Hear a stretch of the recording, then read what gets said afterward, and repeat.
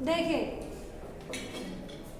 Cloning site में हम कैसे पता करते हैं कि कौन सा हमारा जीन ट्रांसफॉर्मेट हो गया है या नहीं, या रिकॉम्बिनेंट हो गया है नहीं।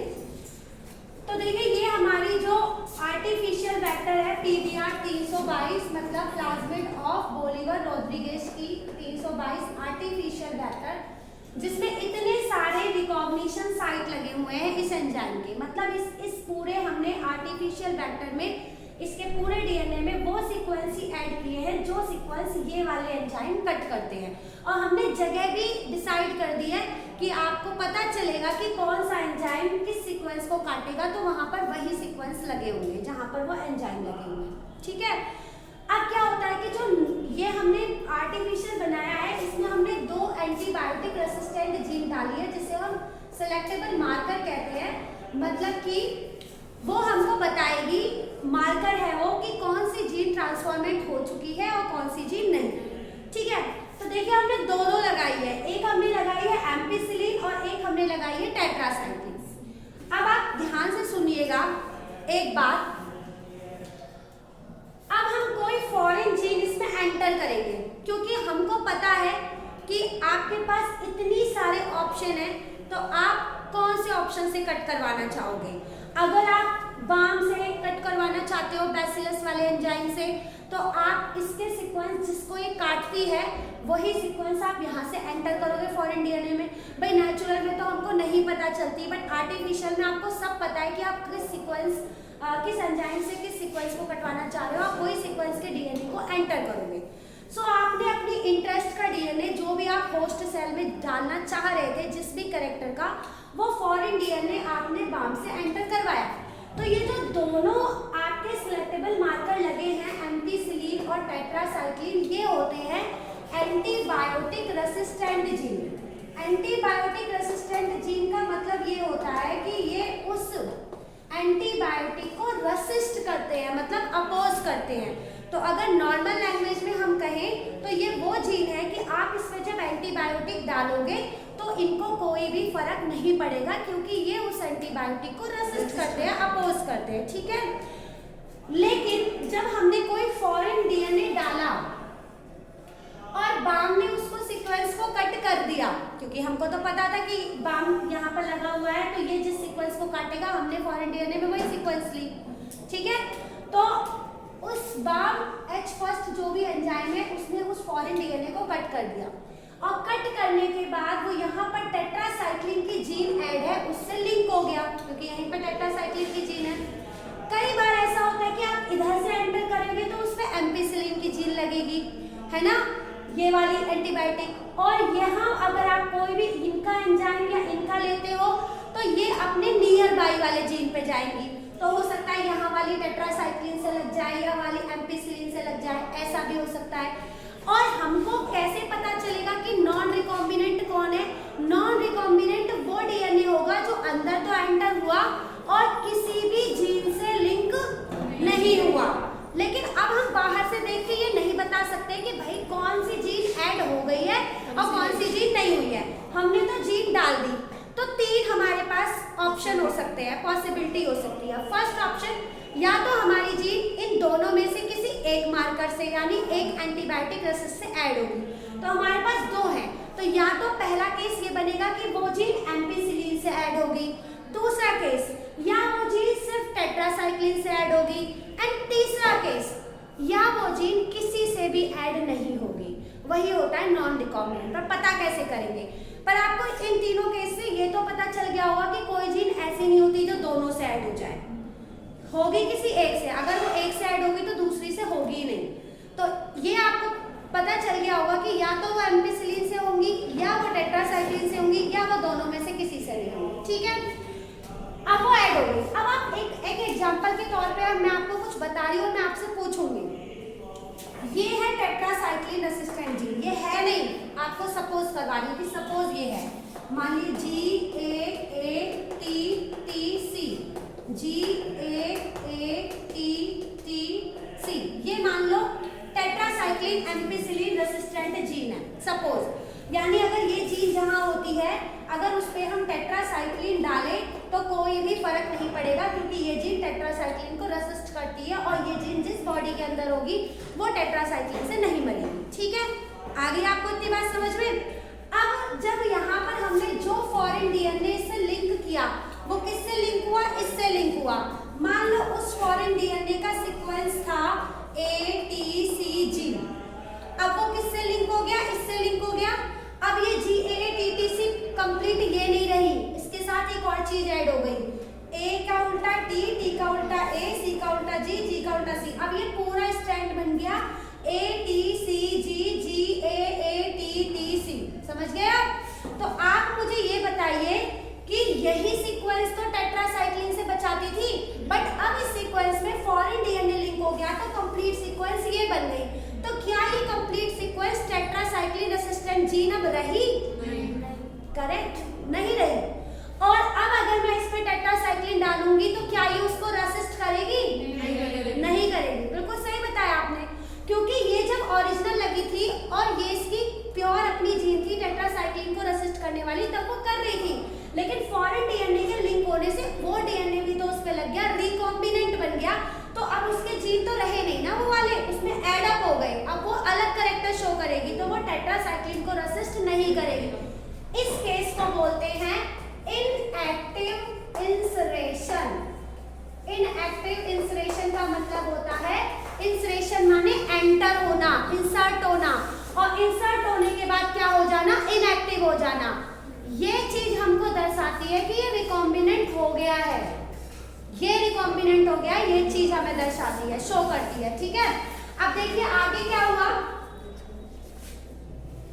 आगे ये हुआ कि मान लो हमने इसी में डाला कोई और जीन भी, मतलब कि दूसरे वेक्टर में दूसरी जीन भी डाली, तो हो सकता है बहुत सारे हम एक करके थोड़ी ना उससे सेलेक्ट करने लग जाते हैं, क्योंकि सिलेक्शन का प्रोसेस थोड़ा लंबा है और 2 प्लेटिंग वाला है, कम्बरसम प्रोसेस है, मतलब एक स्टेप के बाद दूसरा करना ही पड़ता है।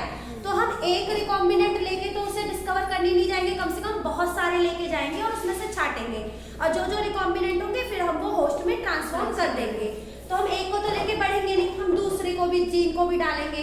हो सकता है कि कोई जीन एम्पिसिलिन में ऐड हो जाए, ठीक है, सेम वहां भी वही प्रोसेस होगी। होगा क्या कि जो जीन एम्पिसिलिन में ऐड हुई है, अब आप उसमें एम्पिसिलिन डालोगे तो वो उसको रेसिस्ट नहीं करेगी, वहां पे भी हो गया। ऐसे करके हमें बहुत सारे रिकॉम्बिनेंट मिल गए, लेकिन अभी हमको नहीं पता कि वो रिकॉम्बिनेंट है कि नहीं। हमने मतलब जीन डाल दी है और तुमको बता दिया है कि अगर वो एम्पिसिलिन से ऐड होगी तो एम्पिसिलिन के खिलाफ अब रेसिस्ट शो नहीं करेगी, लेकिन टेट्रासाइक्लिन के खिलाफ करेगी।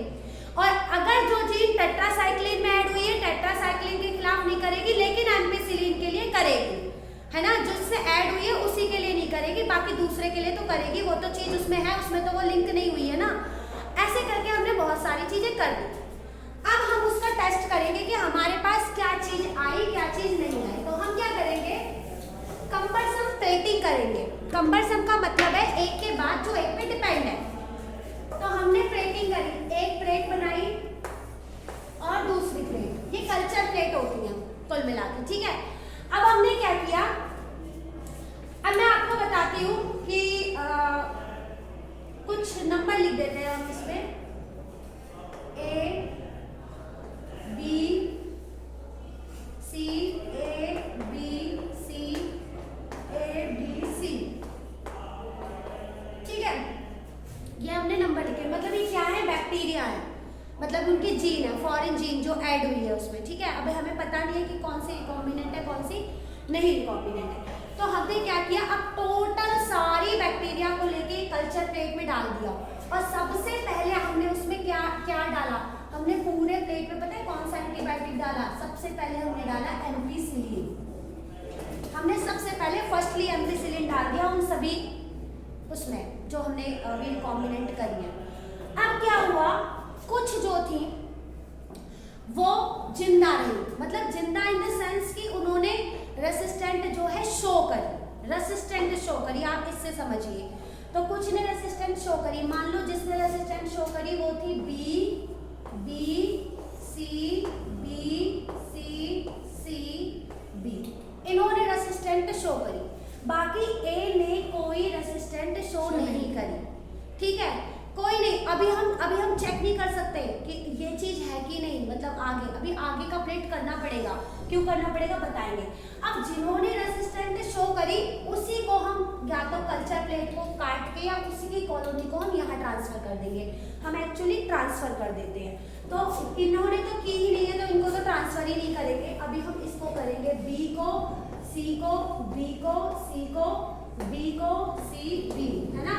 और हम एक ए को भी कर देंगे, इस वाले ए को नहीं करेंगे। हमारे पास ए की बहुत सारी कॉलोनी थी ना, हमने कुछ ए इसमें डाले थे, कुछ ए हमारे पास रखे हुए हैं। हम समझ गए कि जो ए ये शो कर रहे हैं उसी के तो वो जनरेशन वाला ग्रुप है, तो हम उस ए को डाल के रख देंगे यहाँ पे, ठीक है। क्योंकि इसने तो रेसिस्टेंट शो ही नहीं करी है, तो इसका मतलब तो आप समझ गए होंगे कि इसने उसे मार दिया होगा एंटीबायोटिक ने, समझ गए ना। जैसे मेरे पास ए की कम से कम 20 थी, तो मैं सारों को थोड़ी ना मारूंगी, मैं तो चेक कर रही हूँ कि कौन सा रिकॉम्बिनेंट है कौन सा नहीं है। तो मैंने कुछ ए डाल के देखा था, जो ए ये शो करेंगे ना वही मेरे पास वाले जो स्टोर है वही करेंगे, तो मैंने कुछ ही अपने बेकार किए हैं जानने के लिए। अब उसमें से मैंने एक या दो ए इस प्लेट में भी डाल दिया। अब की बार मैं इस प्लेट में क्या डालूंगी, टेट्रासाइक्लिन, ठीक है। एम्पिसिलिन का तो मैंने टेस्ट कर लिया। अब मैंने टेट्रासाइक्लिन डाला तो पता है क्या हुआ, रेसिस्टेंट किसने शो करी, सी ने, सी ने, सी ने, ए ने, ए ने, यानी यहाँ तो ए ने नहीं की थी और यहाँ बी ने नहीं की, लेकिन दोनों जगह जो ग्रोथ कर रही है इसने रेसिस्टेंट शो नहीं की। इसका मतलब आप समझते हो ये मर गई है ना, तो इसको आप समझ सकते हो ये डाई हो गई, लिखना की जरूरत नहीं है। ये जो सर्किल मैंने बनाया है ये ग्रो कर रही है, बी सी यहाँ पर ग्रो कर रही है, यहाँ पर भी ये क्या कर रही है, ग्रो कर रही है, और यहाँ पर भी ए क्या कर रही है, ग्रो कर रही है। अब पता चला आपको मैंने सारी ए वहाँ क्यों नहीं डाली थी। अगर सारी ए डाल देती तो मुझे यहाँ से कंफर्मेशन कैसे मिलती है ना, मैंने कुछ ए डाल के देखा था। अब मैंने अपने उसमें से स्टोर में से नए ए यहाँ पे डाले, मतलब उसी के ग्रुप के। तो ये सी जो है मुझे दिखा कि सी तो यहाँ पर भी ग्रो कर रही है टेट्रासाइक्लिन मीडियम में भी, और सी जो है हमें एम्पिसिलिन मीडियम में भी शो कर रही है। हम वो चीज पकड़ेंगे जो दोनों जगह ग्रो कर रही है, हमें पहले वो चीज पकड़नी है। तभी तो मैंने ए डाला था यहाँ पर, है ना। तो मैंने देखा कि सी और सी यहाँ दोनों ग्रो करे, तो जो दोनों मीडियम पे ग्रो करे वो होती है नॉन रिकॉम्बिनेंट। क्यों दोनों जगह पे ग्रो कर रही है तो नॉन रिकॉम्बिनेंट है, क्योंकि वो जीन तो पहले से ही एम्पिसिलिन और टेट्रासाइक्लिन रेसिस्टेंट थी, उसमें कोई नई बात नहीं थी। वो वेक्टर वाली जीन पहले से ही एम्पिसिलिन और टेट्रासाइक्लिन रेसिस्टेंट थी। अगर कोई फॉरेन डीएनए उनमें से किसी में भी ऐड होती तो वो उसका करेक्टर छोड़ देती, इनएक्टिव इंसरेशन हो जाता। लेकिन कोई उसमें दोनों के लिए अभी भी जीन रेसिस्ट करी, यानी पहले से भी वो इन दोनों के खिलाफ जीन रेसिस्ट कर रही थी, एंड आफ्टर ट्रांसफर अभी भी वो इन दोनों के खिलाफ जीन रेसिस्ट कर रही है। तो इसका मतलब उसमें कोई फॉरेन डीएनए लिंक ही नहीं हुआ है। तो जो दोनों मीडियम पे ग्रो करेंगी वो नॉन रिकॉम्बिनेंट है, समझ गए आप। और ये जो ए है और जो बी है ये क्या है, रिकॉम्बिनेंट। ए भी रिकॉम्बिनेंट है और आपकी बी भी रिकॉम्बिनेंट है। बस अंतर ये है कि ए में कौन सी जीन ऐड हुई है, एम्पिसिलिन।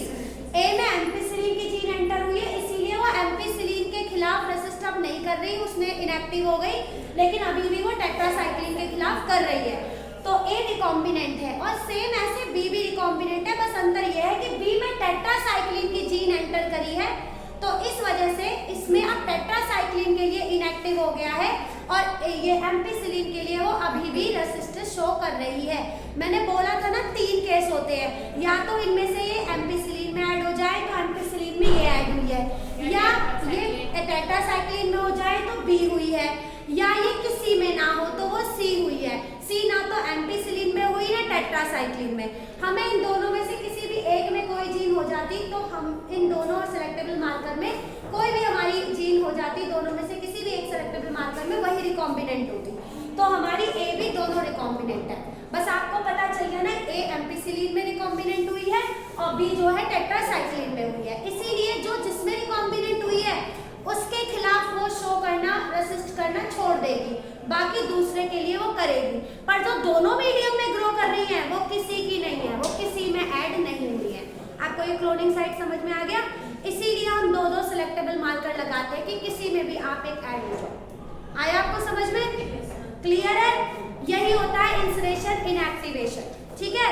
सेम ऐसे आगे देखिए एक एंजाइम वाला होता है, क्योंकि हम सिलेक्टेबल मार्कर दो यूज करते हैं, या तो हम एंटीबायोटिक रेसिस्टेंट जीन यूज करते हैं, बताया था आपको, जो कि हमने ये किया, या हम करते हैं एंजाइम, यानी वो एंजाइम का नाम है लैक्टोजेन। लैक्टोजेन आपने ग्लाइकोफेनॉल में पढ़ा है, वो क्या होता है, बीटा गैलेक्टोसाइडेज।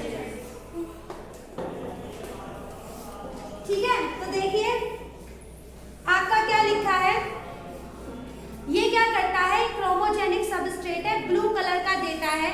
अगर इसमें ये मतलब बीटा गैलेक्टोसाइडेज का जो कलर होता है वो ब्लू कलर का होता है, ब्लू कलर या नॉर्मल देता है, जैसे वो वेक्टर नॉर्मली एम्पिसिलिन और टेट्रासाइक्लिन दोनों के लिए रेसिस्टेंट शो कर रहा था, वैसे ही अगर आप बीटा गैलेक्टोसाइडेज लगाओगे वेक्टर में, तब आप ये नहीं लगाओगे एंटीबायोटिक रेसिस्टेंट जीन, आप इन दोनों में से कोई भी एक सेलेक्टेबल मार्कर लगाओ, या तो आप अपनी वेक्टर में लगाओ एंटीबायोटिक रेसिस्टेंट जीन, या आप ये एंजाइम लगा दो। ठीक है, अब मैं लगा रही हूँ ये एंजाइम, तो देखिए क्या होगा, ये एंजाइम नॉर्मली देता है ब्लू कलर। सो अगर कोई बैक्टीरिया की जीन यानी फॉरेन जीन इसमें ऐड हुई, तो आपको अच्छे से पता है इंसरेशन इनएक्टिवेशन, यानी क्या वो ब्लू कलर देगी? नहीं, बिल्कुल सही। तो अगर वो कोई कलर नहीं देती है, डजंट गिव एनी कलर, तो इसका मतलब क्या है, ये क्या हो गई? बिल्कुल, ये हो गई रिकॉम्बिनेंट। लेकिन अगर मैंने ऐड किया और मैं तो कलर प्रोड्यूस देख रही हूँ, और उस बैक्टीरिया की कॉलोनी ने कलर प्रोड्यूस की ब्लू, तब इसका मतलब क्या है? Non recombinant. तो हमें पता चल गया ना कौन सी बैक्टीरिया ट्रांसफॉर्म हो गई है, कौन सी नहीं हुई है। अगर मैंने इसमें बैक्टीरिया की जीन डाली और बैक्टीरिया अब प्रोड्यूस कर रही है ब्लू ही कलर, और पहले भी वो ब्लू करती थी, यानी उसमें कोई जीन इंसर्ट नहीं हुई है, नॉन ट्रांसफॉर्मेंट है वो, और अगर वो ब्लू कलर से छोड़ के कोई कलर नहीं दे रही है, इसका मतलब वो ट्रांसफॉर्मेंट है। तो सिलेक्टेबल मार्कर का यही काम होता है कि ये हमको बताती है कि हमारी कौन सी जीन ट्रांसफॉर्मेट हो गई है, कौन सी नहीं, कौन सी रिकॉम्बिनेंट हो गई है, कौन सी नहीं। हम सिलेक्टेबल मार्कर को दो तरीके से यूज करते हैं, मतलब दो यूज कर सकते हैं, या तो हम सिलेक्टेबल मार्कर के तौर पे एंटीबायोटिक रेसिस्ट जीन लगाते हैं, जो हमने लगाई थी ऊपर PBR 322 में लगी हुई है, या फिर हम क्या यूज करते हैं, एंजाइम। ठीक है, इसमें से क्वेश्चन बनता है इंसरेशन इनएक्टिवेशन क्या है, बीटा गैलेक्टोसाइडेज से कैसे हम पता करेंगे, एम्पिसिलिन टेट्रासाइक्लिन से कैसे पता करेंगे, कंपल्सिव प्लेटिंग क्या होती है, जो एक के बाद एक हमको करनी पड़ती है। अच्छा, आप मुझे बताइए, ए जो है, ए इसमें ग्रोथ नहीं करी थी, बाकी ये दोनों ग्रोथ कर रही थी, तो इससे आपको पता चल गया था कि यहाँ कौन रिकॉम्बिनेंट है कौन नहीं है। क्या आपको दूसरी प्लेट करने की जरूरत नहीं होती? होती ना। क्या पता है ये जो सी यहाँ ग्रो कर रही है वो सी यहाँ नहीं करती, हो सकता था कि बी दोनों जगह ग्रोथ करती, तो हमको ये दोनों प्लेटिंग करने की जरूरत पड़ती ही पड़ती है। समझ गए आप, ये हमको पड़ती है। हाँ चलो, हमें ये पता तो चल जाता कि ए यहाँ पे रिकॉम्बिनेंट है, क्योंकि जो ग्रो नहीं कर रही है वो रिकॉम्बिनेंट होती, लेकिन जो दो बचे हैं उनमें से हमें कंप्लीट सेट नहीं पता चलता कि दूसरी कौन सी रिकॉम्बिनेंट है, तो हमको दोनों की ही जरूरत जो है वो पड़ती है। यही क्लोनिंग साइट में सेलेक्टेबल मार्कर की जो है इंपॉर्टेंस। क्लियर?